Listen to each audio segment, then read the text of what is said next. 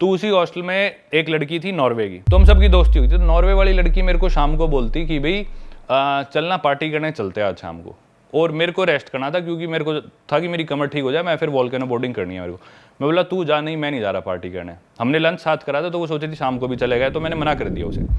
तो वो अकेले चली गई पार्टी करने। मैं सो रहा हूँ अपने बेड में, सुबह 3 बजे आती है वो, मेरे को रोते रोते उठाती है और रोने लग रही। कमरे में और सारे सोने लग रहे, मेरे पास आके चीख चीख के रो रही। मैं बोला क्या हुआ क्या हुआ? बोली कि मैंने बाहर से पार्टी करने गई थी, एक कोई मेरे को बूढ़ा अंकल मिला कनाडा का, उसके साथ मैंने बियर वीर पी ली और मेरे को नशे हो गए। वापस आने लगी तो किसी ने मेरे साथ छेड़छाड़ करी और मेरा फ़ोन छीन लिया और मेरे साथ गलत हुआ। तो मेरे को उस पर बहुत ज़्यादा दया आई, मेरे को बहुत बुरा लगा यार। मैंने पहले तो उसको थोड़ा सा डांटा कि भाई ये तेरा मतलब क्या है ऐसे रात रात को घूमना और बूढ़े अंकल के साथ बियर पीना। तो मेरे को इस चीज़ पे भी गुस्सा आया। फिर मैं बोला चल कोई नहीं, अब जो हो गया तू आराम कर। मेरी थोड़ी सी बहुत ही मैं सिंपैथेटिक हो गया उसकी तरफ। तो मेरे पास बोली मेरे पास फ़ोन नहीं है, घर पे बात करनी। तो मेरे पास फ़ोन था, मेरा 2 फ़ोन रखता हूँ, एक iPhone 14 Pro, एक था मेरे पास iPhone 12 Pro Max। तो मैं बोला कि भाई ये फ़ोन तू रख ले, कोई नहीं अपने घर पे बात कर ले और ऐसे वैसे। तो वो बोली ठीक है थैंक यू। उसने घर पे बात करी, अपने जो भी सबको बताया। सुबह हुई तो बोली कि मेरे को नया फ़ोन चाहिए, मेरे साथ फ़ोन लेने चल पड़ेगा क्या। तो हालांकि मेरे को और काम था उस दिन, रिकॉर्डिंग पे जाना था। मैं बोला चल मैं चल पड़ता हूँ। मैं उसे ले गया, उसके लिए फ़ोन सेलेक्ट करा, फ़ोन दिलवाया।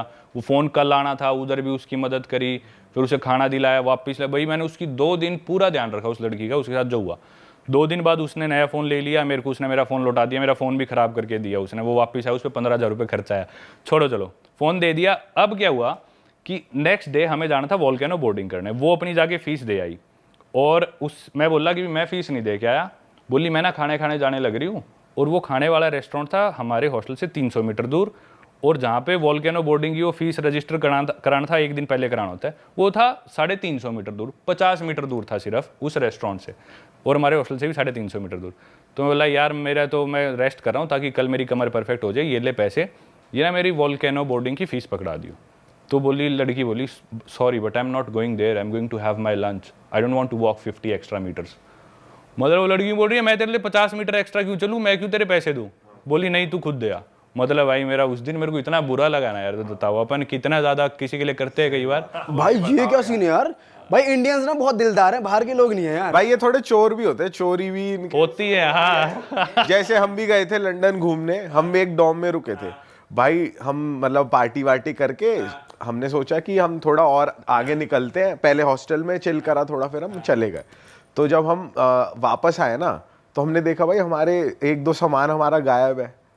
हाँ, और हमारे साथ रुके हुए थे डॉर्मेट्री में गोरे ही थे, और एक हरामी तो हमारे बेड पे सो गया। हमने कहा उठाए, कच्छा उतार के सो रहा। ये मेरे साथ भी होता है भाई। भाई एक तो वो बंदा ड्रंक, उसकी कमर पे रखा हुआ सुट्टे का डब्बा, और वो बंदा नेकेड बैठा उसकी चूतर दिख रही। मैं कहा यार बेशरम से होते हैं थोड़े, है ना भाई। फिर हम परेशान हो गए, हमने कुछ नहीं, चलो सुट्टे का डब्बा उठाया उसका, हम चलते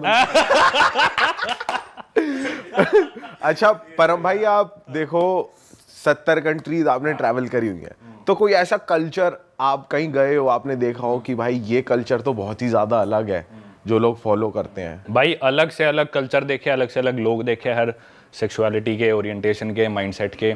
सबसे अच्छा कल्चर तो मैं अपना कल्चर मानता हूँ, जो भी कल्चर है। पर क्या है ना, हर कल्चर में अच्छाइयाँ देखो जो भी है।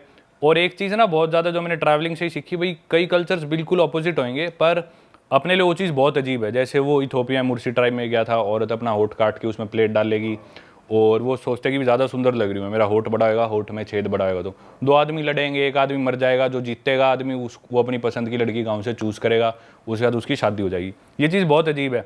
पर ना हम उधर देखने गए हैं, उनके पास गया हूँ, तो मैं जाके बोलूँ भाई ये क्या कर रहे हो, अजीब है। वो चीज़ मैं गलत मानता हूँ क्योंकि मैं गया ही क्यों वहाँ पे। एक तो दूसरी चीज़ ना, जैसे अपने अंदर अरेंज्ड मैरिज का कॉन्सेप्ट बहुत नॉर्मल है इंडिया में। यही बात आप किसी गोरे को बता दो, कहेगा ये क्या मतलब, ये क्या कल्चर हुआ, तुम्हारे घर वाले कैसे तुम्हारा पार्टनर डिसाइड कर देंगे। वहीं अगर हम बाहर जाएंगे तो सिर्फ बीफ खाते हैं, अपन बीफ नहीं खाते बिल्कुल भी। अपने लिए बीफ खाना मतलब बहुत बड़ा पाप है। बाहर मीट बीफ चलता है सबसे ज़्यादा।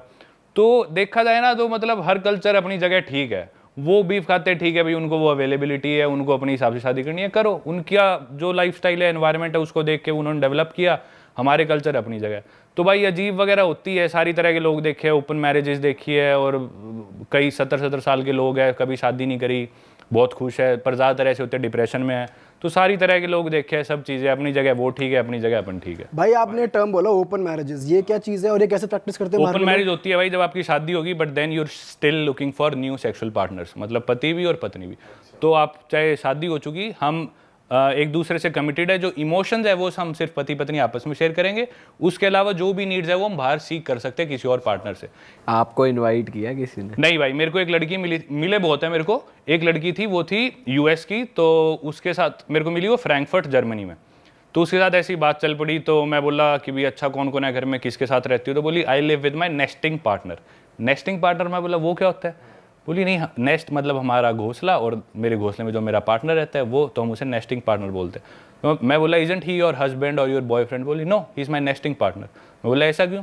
बोली क्योंकि हम और मेट्स भी आते रहते हैं ना, कभी मेरा और बॉयफ्रेंड आ गया, उसकी और गर्लफ्रेंड आ गई, तो हम नेस्टिंग पार्टनर बोलते हैं। तो ये कंसेप्ट काफ़ी कॉमन है। एक और लड़की मेरे को जर्मनी में ही मिली थी, वो रोमेनियन थी, लेकिन यूएस में काफ़ी कॉमन है कल्चर, और यूरोप में काफ़ी कॉमन है, बहुत होता है। भाई यूरोप वाली जो बेल्ट है वो हम इंडियंस के लिए काफ़ी एक्सेसिबल है, काफ़ी लोग जाते हैं वहाँ पर।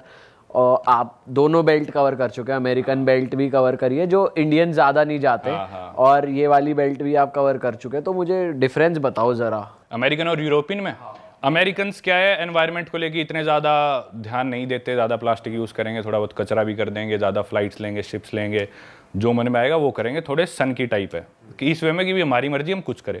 Europeans on the other hand वो सोचते हैं कि हमारी मर्जी हम कुछ भी करें, लेकिन हम किसी और को नुकसान नहीं पहुंचाएंगे, हम एनवायरनमेंट को नुकसान नहीं पहुंचाएंगे, हमारी वजह से कोई परेशान ना हो, हम खुद की खुशी के लिए कुछ भी करेंगे।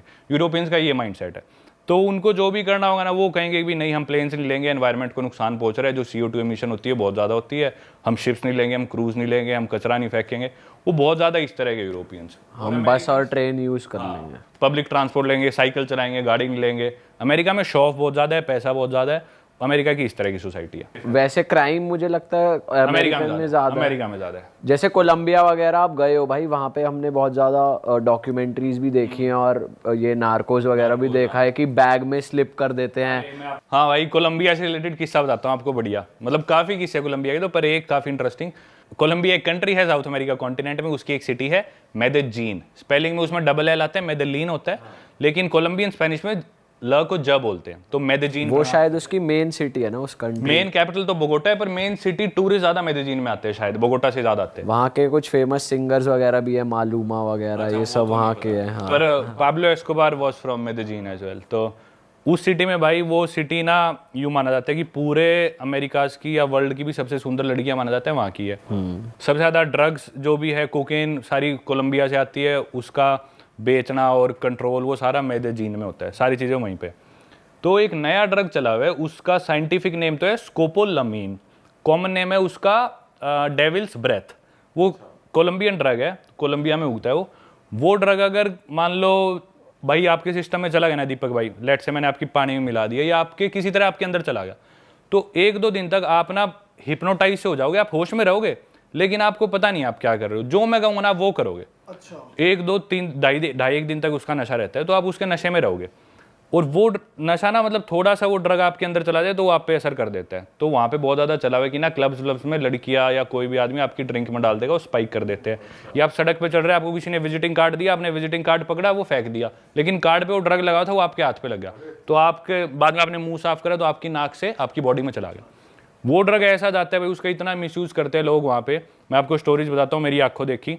2 अमेरिकन्स थे, वो एक पब में बैठे, जाके टेबल पे दारू पीने लग रहे। 11-12 बजे पब बंद हो गया। उसके बाद वो साथ में एक टेबल पे कपल था, वो कपल आगे बोला भाई हम तुम्हारे साथ बैठ जाएगा। वो बोले हाँ बैठ, जो कपल तो ठीक सा लग रहा था, कपल पे कौन शक करता है। 3 दिन बाद उनकी नींद खुली अपने अपार्टमेंट में। वो अमेरिकन्स थे, काम करते थे मेदेजीन कोलंबिया से। अपने अपार्टमेंट में ज़मीन में सो रहे थे, उनका फर्नीचर बेड वेड सब गायब। सिक्योरिटी के पास गए, भाई हमारा सामान गया। बोले अरे आपके दोस्त ले गए, आप ही तो रखवा रहे थे गाड़ी में। बोले कैसी बात कर रहे हो। उन्होंने वीडियो फुटेज दिखाई, वो खुद उठवा के अपना फ्रिज सामान रखवा रहे। ओ भाई, ये तो कुछ नहीं है, एक और स्टोरी बताता हूँ, ये भी सच्ची स्टोरी।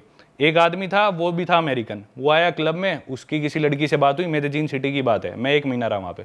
उस लड़की से उसकी बात हुई, लड़की ने बोला कि चल ठीक है तेरे अपार्टमेंट चलते हैं। उसने एयरबीएनबी रेंट कर रखा था, उसके फ्लैट पे आ गए वो। उस लड़की की नींद खुली है भाई 2-2.5 दिन बाद अपने बाथटब में, और बाथटब में थी बर्फ और बाथटब पूरा लाल। 2 दिन बाद क्या किया, वो लड़की उसके साथ आई तो आई, उसकी ड्रिंक स्पाइक कर दी। बाद में आता है एक डॉक्टर और एक आदमी आते हैं, उस लड़की की किडनी निकाल के ले गए। और यहाँ पे स्टिचेस आए हुए और बाथटब में बर्फ में लेटा हुआ आदमी, ये करता है वो ट्रक भाई वहाँ पे। तो मेदेजीन में you have to be very careful. मैं नहीं जानता किसी भी एक ट्रैवलर को जो मेदेजीन गया और लूटा ना हो। आपके ऊपर भी हुआ है कभी? मेरे साथ नहीं हुआ भाई। तो वो ट्रैवलर आप ही हो जो नहीं लूटे। मैं मानता हूँ भाई, मैं इतना केयरफुल था ना, आप कह रहे थे मैं रिस्की जगह पे जाता हूँ, मेदेजीन जितना डर मेरे को कहीं नहीं लगा और उतने मजे भी कहीं नहीं आए टू बी ऑनेस्ट। रात को मैं निकलता नहीं था, हमेशा ग्रुप बना के निकलो, जैसे बाहर जाना है तो और दोस्त बनाओ, 7-8 के ग्रुप में निकलो, अकेले नहीं जाना। एक आधी बार मजबूरी मेरे को रात को जाना पड़ा है तो मैं शॉर्ट्स जूते पहन के निकला हूँ, फोन वोन घर पे छोड़ के और भागता हुआ जाता हूँ और काम करके भागता हुआ आ गया, वरना बाहर निकलो ही मत। ड्रिंक हमेशा अपनी कवर्ड रखनी है, अंगूठा डाल के रखना है, ग्रुप में रहना है, अनजान आदमी से बात नहीं करनी, अनजान लड़की से बात नहीं करनी। लोग सोचते हैं भाई इतनी सुंदर लड़की आके मेरे से बात कर रही है कुछ, अरे भाई तुमसे इंडिया में बात नहीं करी, वहाँ पे कोई क्यों करेगी? सही बात। तो ऑब्वियस आदमी को पता था मैं कितना पानी में हूँ, तो जाके ना ऐसे कई लोग यूँ रिफर जाते हैं कि मैं तो यूँ, तो थोड़ा वो चीज़ ध्यान रखनी पड़ती है। आप कंट्रोल हो, आपने देखा तो कोई दिक्कत नहीं। भाई ड्रग कार्टेल्स यार मेक्सिको में भी बहुत है और क्राइम रेट भी है, तो वहाँ गए हो आप, वहाँ का कुछ बताओ। वहाँ पे भाई आप नाम लो कंट्री का किस्सा है मेरे पास। तो जो जितना पहले क्राइम था ना वो था मोस्टली कार्टेल्स वगैरह, कोलंबिया में ज्यादा कंट्रोल थे। कोलंबिया में अब कार्टेल रिलेटेड क्राइम कम हो गया और वो शिफ्ट हो गया मैक्सिको में।